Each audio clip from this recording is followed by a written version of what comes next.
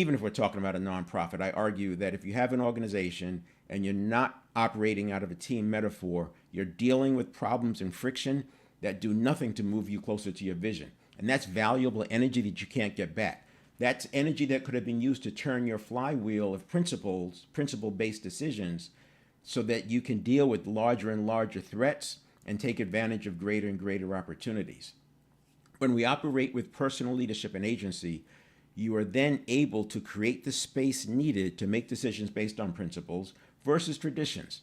What was done in the past, intuition, based on what you think the boss will make the boss happy, all of those will fall to principle-based decision-making, principle-based leadership. And just like the other metaphors bring with them friction points, the team metaphor brings with it a framework on how to win.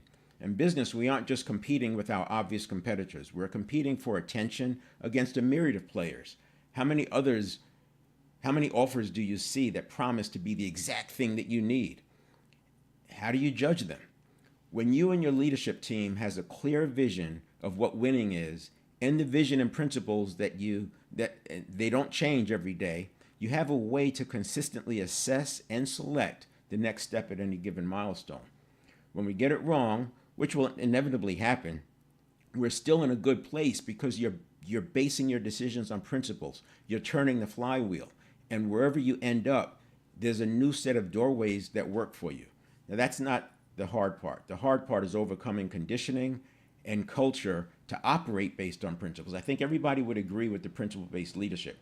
The question is, how do we do it? And then when I look at the solutions that people are offering, they fail to take account of the fact that 95% of everything we do is done by habit. That means your organization's operating that way. And that's why cultures are so sticky. It's hard to change culture because culture is a collection of the habits that are in the organization, especially at the leadership.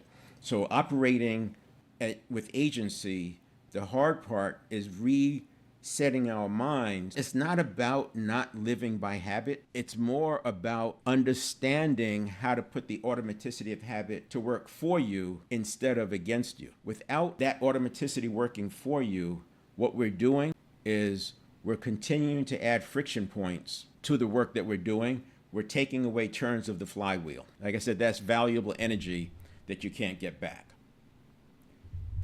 I wanted to touch on something else that I mentioned last week, and I already talked about conditioning and culture.